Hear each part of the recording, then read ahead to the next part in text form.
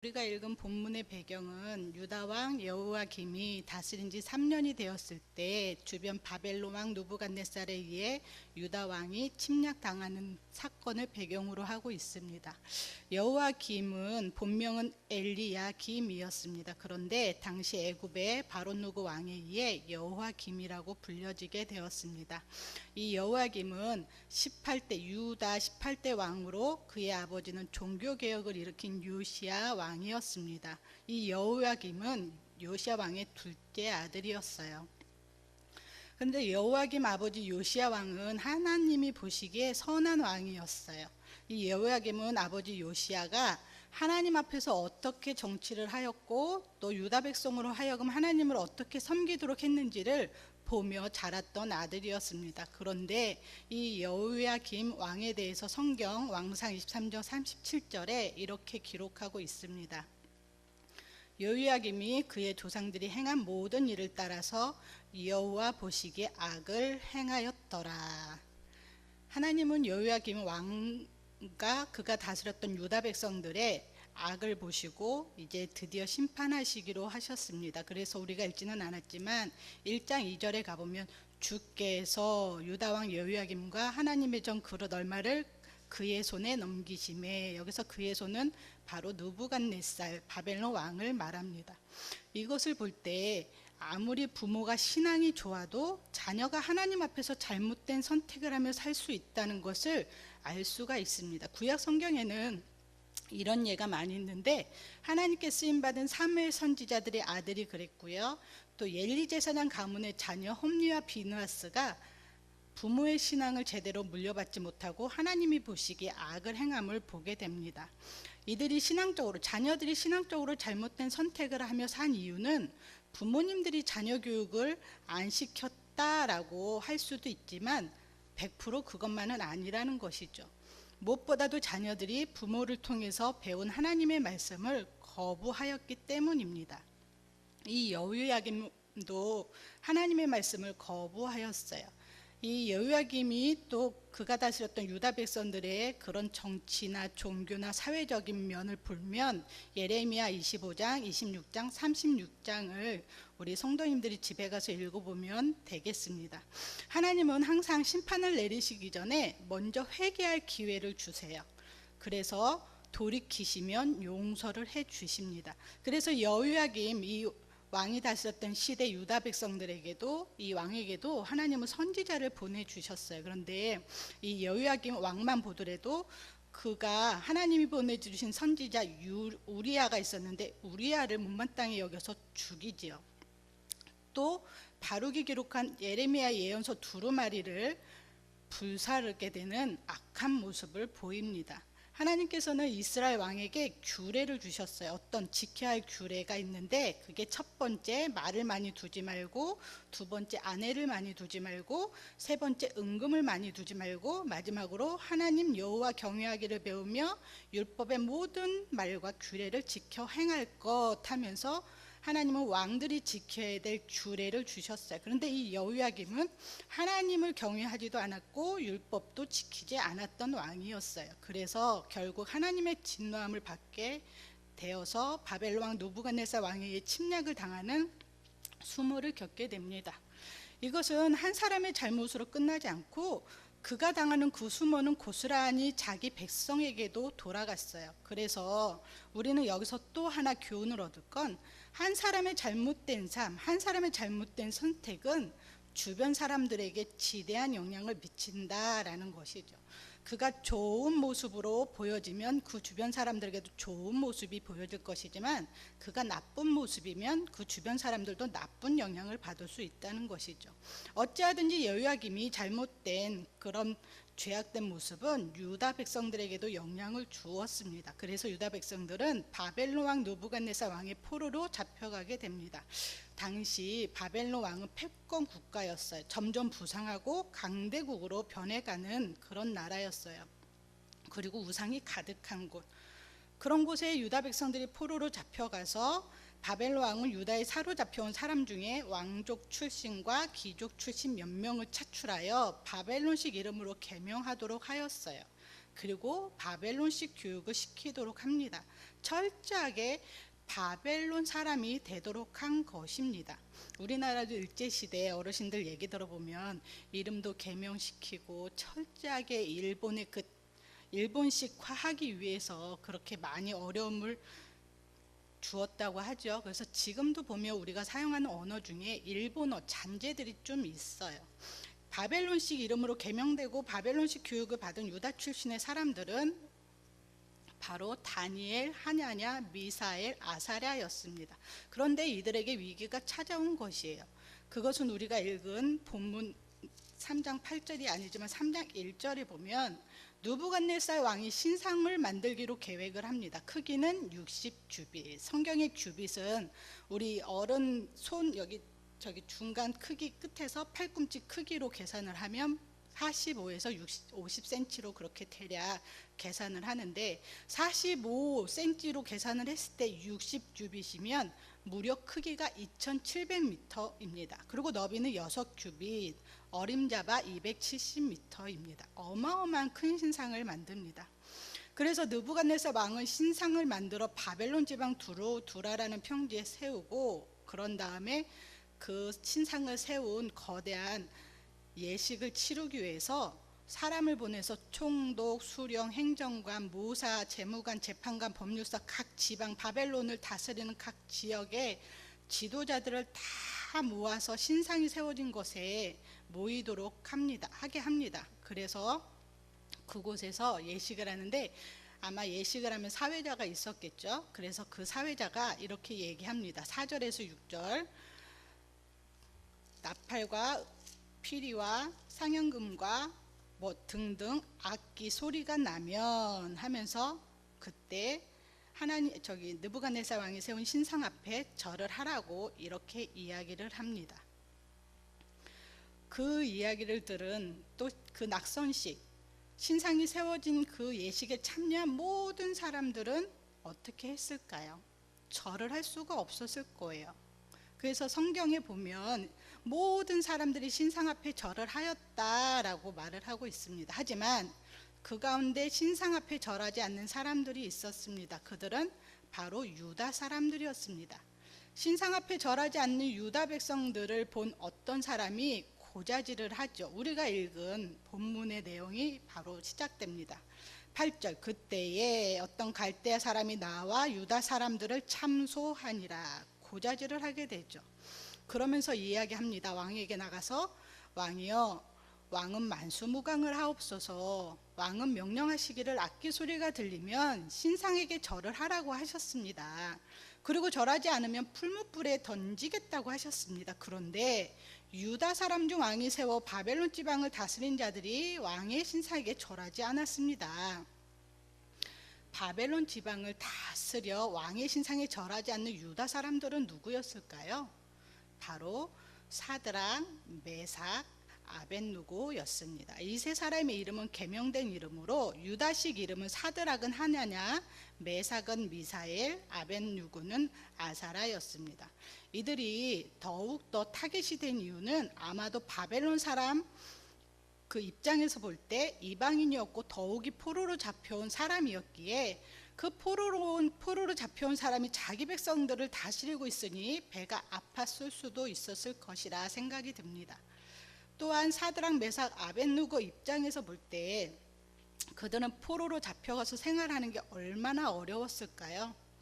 그리고 그 지도자의 위치에 오르기까지 얼마나 힘들었을까요?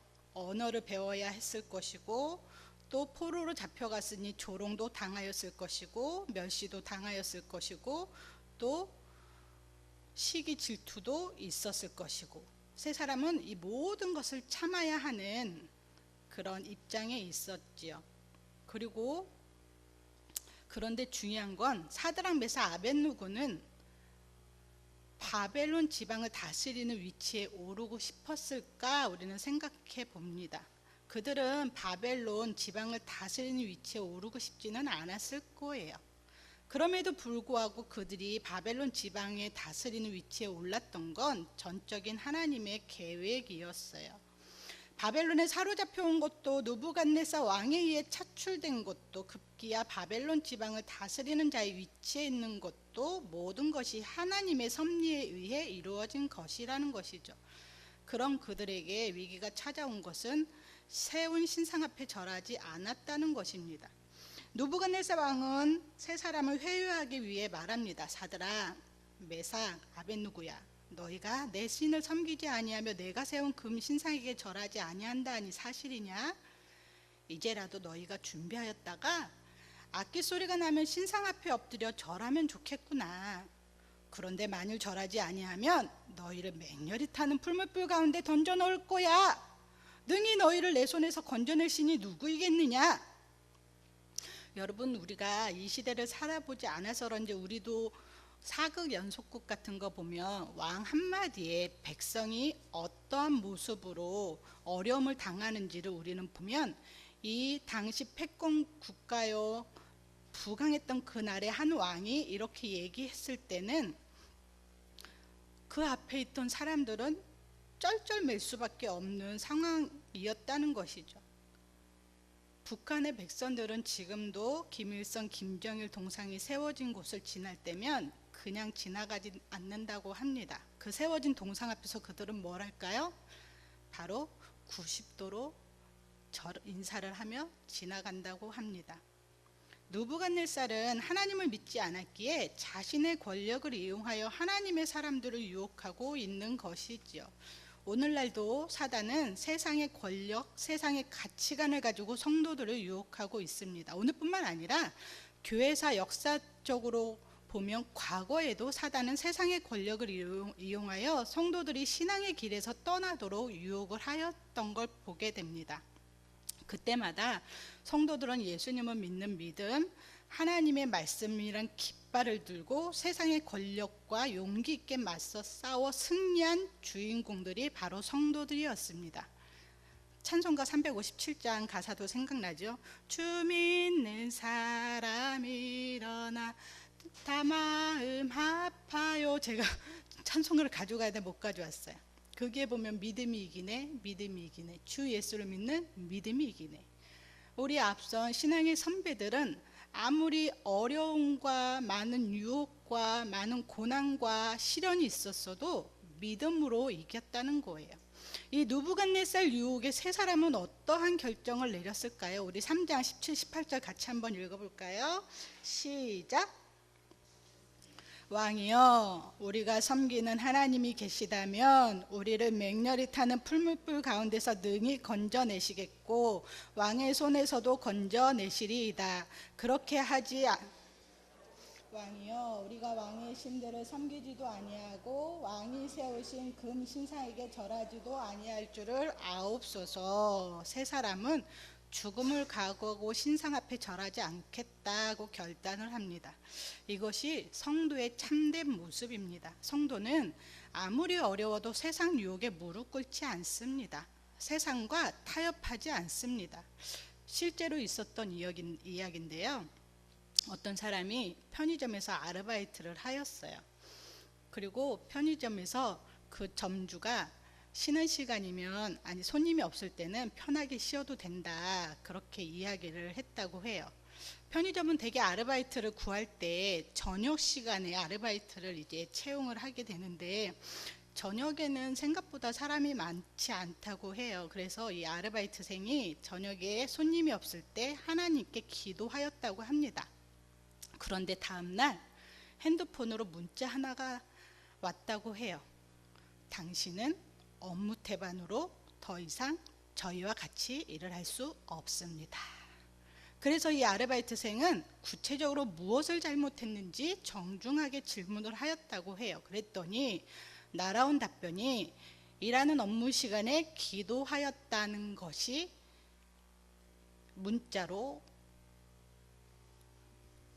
문자에 기록됐다고 합니다. 여러분, 이 이야기를 듣고 어떤 생각이 드시나요? 아르바이트생이 사회생활을 잘 못하는 것일까요? 사회에서 기도하면 안 되는 것일까요?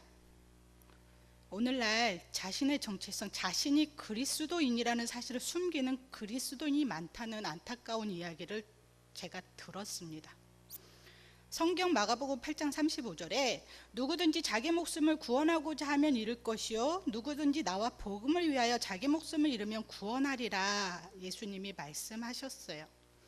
사드락 메삭 아벳느고는 어떻게 신상 앞에 절하지 않겠다 결단하고 어떻게 되었을까요? 23절에 보니까 풀무불 가운데 던져졌더라 말하고 있습니다. 그들이 생각한 것처럼 하나님은 그들을 건지시지 않으셨어요. 그들은 믿음을 지켰다고 풀무불에 던져지고 만 것입니다. 하지만 그 이후에 쭉 읽어보면 풀무불에 던져질 때 그들과 함께 하셨던 분이 계셨어요. 25절 왕이 또 말하 이르되 내가 보니 결박되지 않은 네 사람이 불 가운데 다니는데 상하지도 아니하였고 그 넷째의 모양은 신들의 아들과 같도다 하고 라고 고백되어 있습니다. 여기서 신들의 아들이라는 표현은 학자들이 예수님이라고 말하고 있습니다. 예수님은 세 사람과 함께 하셨던 거예요. 왜일까요? 그들을 지키고 계셨던 것이죠. 그래서 예수님에 대해서 히브리서 2장 18절은 이렇게 말하고 있습니다. 그가 시험을 받아 고난을 당하였은즉 시험 받는 자들을 능히 도우실 수 있느니라. 예수님도 이 땅에서 사시면서 시험을 당하셨다는 것이죠. 당신이 사람이 되어서 시험을 당해봤기 때문에 당신에 의해 창조된 사람들이 시험을 받으면 얼마나 어려움인지를 아시는 분이시라는 것이죠. 그래서 시험 당하는 성도들을 지키시고 보호하시고 이기실 수 있도록 함께 하신다는 것이죠. 예수님은 사드락 메삭 아벳느고와 함께 하셨고 그들을 지키고 그들을 도와주셨어요. 그 세 사람은 풀무불에서 타지도 않고 머리털도 그을리지 않았다고 성경은 말하고 있습니다. 결국 이방신을 섬겼던 느부갓네살 왕, 교만하였던 느부갓네살 왕은 하나님을 찬양하게 됩니다. 28절 느부갓네살이 마야에 이르되 사드락과 메삭과 아벳느고의 하나님을 찬송할지로다. 그리고 조서를 내립니다. 각 백성과 각 나라와 각 언어를 말하는 자가 모두 사드락과 메삭과 아벳느고의 하나님을 경솔히 말하거든 그 몸을 쪼개고 그 집을 기름터로 삼을지니 이는 이같이 사람을 구원할 다른 신이 없음이니라 하더라. 아멘. 사드락 메삭 아벳느고는 결국 승리의 주인공이 되었고 그들을 통해 이방인들에게 복음이 전해지게 되었고 하나님의 영광을 받으시게 되었습니다. 이 다니엘서는 오늘날 성도들의 삶이 무엇인지, 성도들의 삶을 통해 하나님은 어떻게 영광을 받으시는지, 또 성도들은 어떻게 살아야 하는지를 보여주면서 도전을 주고 있습니다. 사랑하는 성도 여러분, 사단은 끊임없이 오늘날도 세상의 권력을 통해서 또 여러 가지 환경과 상황을 통해서 우리가 믿음을 지키기 어렵도록 유혹하고 있습니다. 그리고 믿음으로 살지 못하도록 유혹을 하고 있습니다. 여러분은 어떤 환경, 어떤 상황 속에서 믿음을 지키기 어려우신가요? 오늘날 제가 그런 얘기 많이 들어요. 세상 속에서 성도들은 믿음을 살아가는데 믿음을 지키기가 너무 어려워요. 네, 어려워요. 그런데 과거에 우리 믿음의 선배들은 더 어려웠다는 걸 우리는 잊으시면 안 됩니다. 그들은 신앙을 지키기 위해 생명을 내어 던지면서 신앙을 지켰어요. 우리 믿음의 선배들이 그렇게 신앙을 지켜주었기에 오늘날 저와 여러분이 이 자리에 있을 수 있는 것입니다. 그렇다면 어떻게 할까요? 아무리 어려운 가운데 있어도 하나님이 나와 함께 하심을 우리가 믿는다면 우리는 어떤 어려움 속에 있는 환경과 상황 속에서도 능히 이길 줄 믿습니다. 하나님께서는 그렇게 하나님을 신뢰하고 하나님을 붙잡고 끝까지 믿음으로 살아가는 사람들 편에 서시는 분이시기 때문입니다. 제가 아까 찬양하면서 잠깐 기도하면서 생각해 봤어요. 이렇게 금요기도에 나오는 우리 성도들은 제가 생각할 때 승리자다 그렇게 말씀드리고 싶어요. 왜냐하면 똑같이 어떤 분은 직장 갔다가 피곤하다고 여러 가지 이유 때문에 기도는 뭐 굳이 교회 가서 안 해도 하나님이 들으시는데 뭐 라고 생각하면서 안 나올 수도 있는데 남다른 마음으로 이렇게 하나님 앞에 나와서 기도하려고 하는 이 자세는 저는 믿음으로 승리하는 거라고 저는 생각이 드는 거예요. 그러면 이 모습을 보는 우리 하나님은 어떤 마음이실까요? 하나님은 아마 우리를 기뻐하실 거라 저는 생각이 듭니다. 사랑하는 성도 여러분, 이제 명절이 다가옵니다. 명절에는 일가 친척 만나는 기쁨이 있어요. 하나님이 왜 그런 환경과 상황을 우리에게 허락해 주실까요? 저는 이렇게 생각됩니다. 그 가운데서도 아직 예수 믿지 않는 가족이 있기 때문에 그들에게 예수님을 전하라고 그런 환경을 주신 거라고 저는 생각을 합니다. 여러분들 가족은 다 예수님을 믿고 있나요? 그렇다면 하나님 앞에 감사하셔야 돼요. 정말 지금도 혼자 믿음을 지키며 이 믿음으로 싸우는 사람들이 우리 눈엔 보이지 않지만 엄청 많이 있기 때문이에요. 그러면 우리에게 이렇게 귀한 환경, 좋은 환경을 허락해 주신 하나님 앞에 우리가 더 믿음으로 살아야 되지 않을까요? 너무나 편안하게, 안락하게 세상과 타협하면서 그렇게 살면 안 될 거라고 저는 생각이 들어요. 그리고 우리 가족 중에 예수님을 믿지 않는 가족이 있다면 정말로 물론 오늘 당장 예수님을 전한다고 그들이 변하지는 않을 거예요. 그러나 자꾸 전하다 보면 하나님 때에 하나님께서 그들의 마음을 돌이켜 줄 줄 믿습니다. 오늘 이 사드락과 메삭 아벳노고의 세 친구의 모습은 우리에게 신앙의 도전을 주는 모습이에요. 사랑하는 성도 여러분, 저와 여러분들은 이 사드락과 메삭과 아벳노고처럼 어떤 상황, 어떤 환경 속에도 늘 승리하는 성도들이 되기를 소망합니다. 우리가 승리할 수 있는 비결은 하나님이 우리와 함께 하시기 때문이에요. 하나님이 우리와 함께 하시기 때문에 우리가 풀무불 가운데 같은 데 들어간다 할지라도 하나님은 그 가운데서 우리를 지키시고 우리를 보호해 주시고 급기야 우리를 건져 주실 것이기 때문입니다. 우리 항상 이 하나님을 믿고 예수 그리스도를 의지하면서 믿음으로 승리하는 저와 여러분 되기를 소망합니다. 제가 설교가 끝났는데요. 우리 찬송가 아까 말씀